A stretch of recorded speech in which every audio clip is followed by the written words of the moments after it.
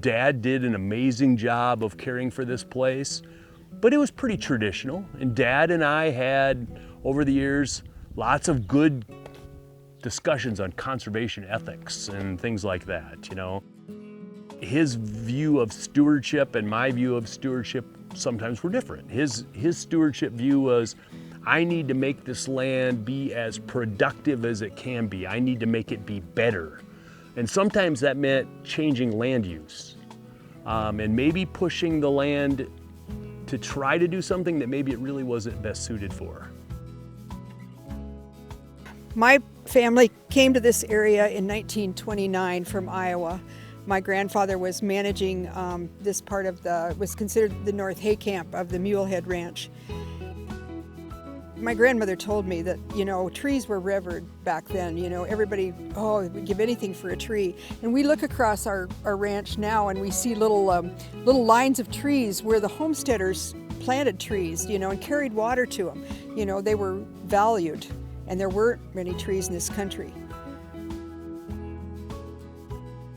When we first come back here in '82, you could ride most of this country horseback. That's the way we gathered it.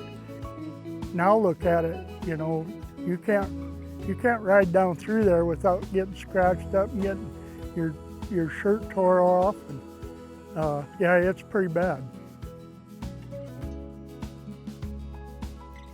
I'm originally from South Dakota.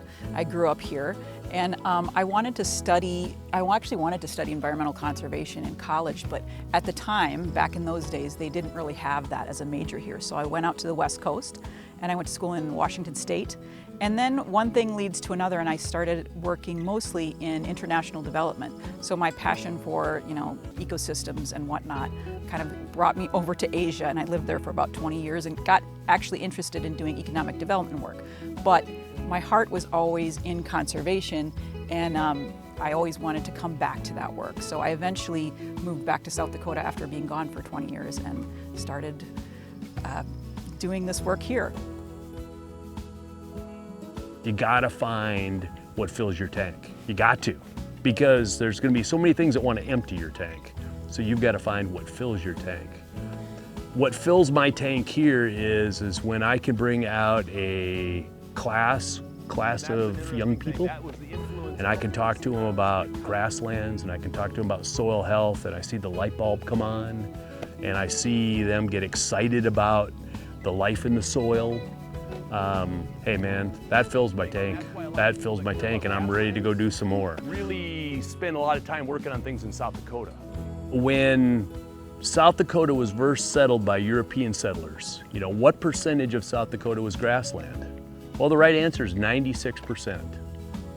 And when kids realize that literally this entire state of South Dakota was covered in grass when it was settled, is mind-blowing to them. And then when they learn that roughly we're at 48% now, and then we have threats that are still facing those 48% grasslands, tree encroachment, conversion to other land uses, management that could be better, and all those things, hopefully we're educating them and they're going to step up to the task.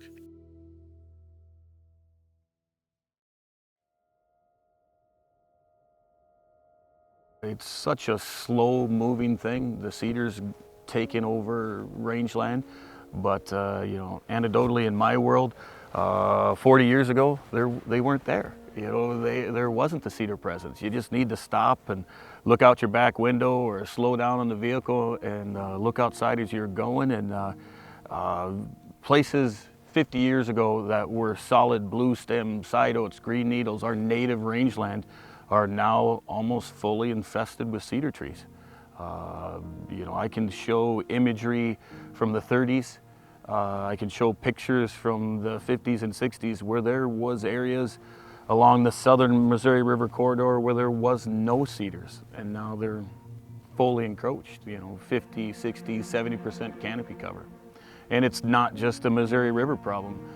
You go anywhere in South Dakota or all on the Great Plains, you'll see areas where cedars are crawling out of the shelter belts, or cedars are just slowly making their way across the landscape.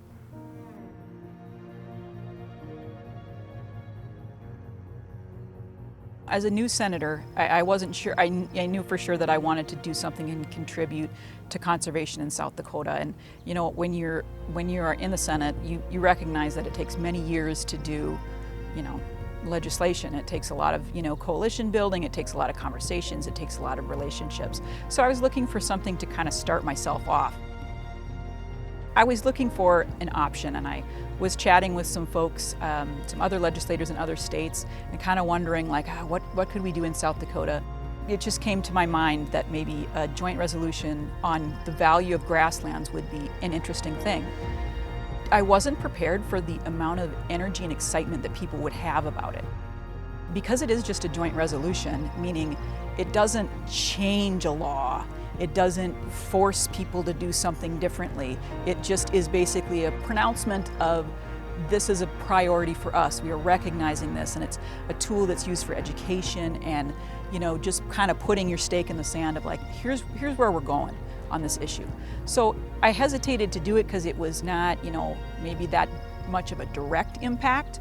But then when I went around to the different conservation organizations, the hunting organizations, the agricultural organizations who were starting to get very interested in regenerative agriculture, I just got so much enthusiasm that I was like, wow, well, I guess I'm going to do this for sure now.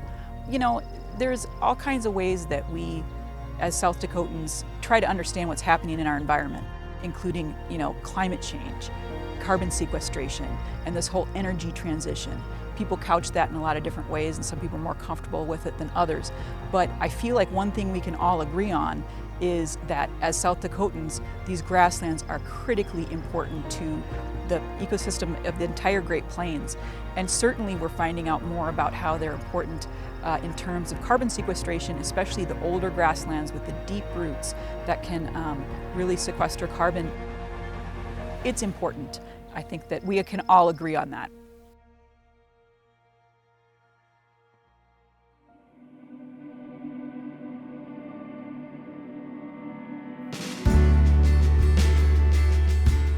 My view more is to try to say, well, Mother Nature, she made some decisions about this land, and let's try to understand that the best we can, and let's try to match the land use back to what Mother Nature really had intended.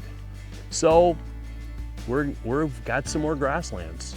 You know, we're seeding some things back to grasslands because I think it's best suited for grassland. I always go back to Dave Steffen. I worked in the county treasurer's office, and Dave came into my office one day and he said, Sarah, what are we going to do about this green glacier that's coming up the river, the eastern red cedar? We've got to do something to stop this. And you know, there was a time when we knew we had to do something, but we just didn't know what it was. And we thought maybe somebody's going to come up with a miracle cure or a spray or something's going to do away with eastern red cedar. And it's not happening. We're losing more and more of our grasslands all the time.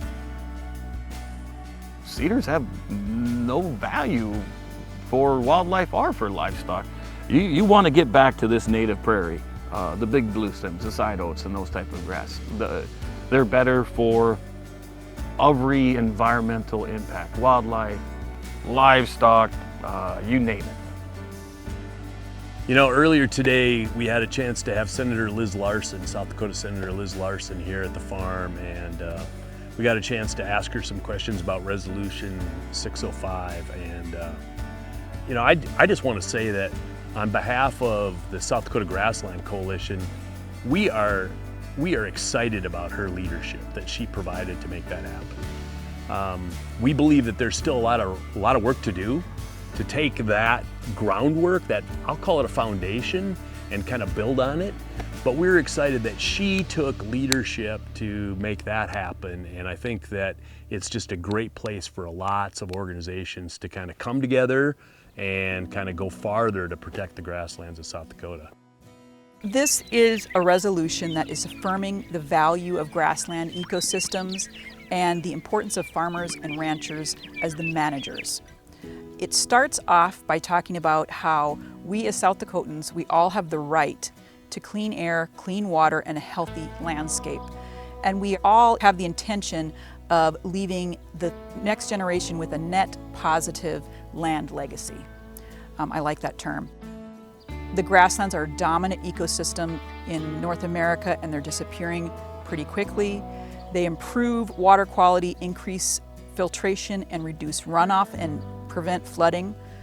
They are essential to maintaining biodiversity, providing important habitat for all kinds of wildlife, pollinators, livestock, and game animals. And the living roots of those grasslands ecosystems, and especially in the native prairie and under regenerative practices, allow for significant carbon storage, and they reduce nitrogen loss in the soil. The resolution also acknowledges that there's been a lot of innovation, research, regenerative practices that are either new or being renewed or being kind of further recognized by farmers and ranchers and those who practice agriculture on the land. And we are, under this concurrent resolution, just acknowledging that all of these things are very critical components of the grassland.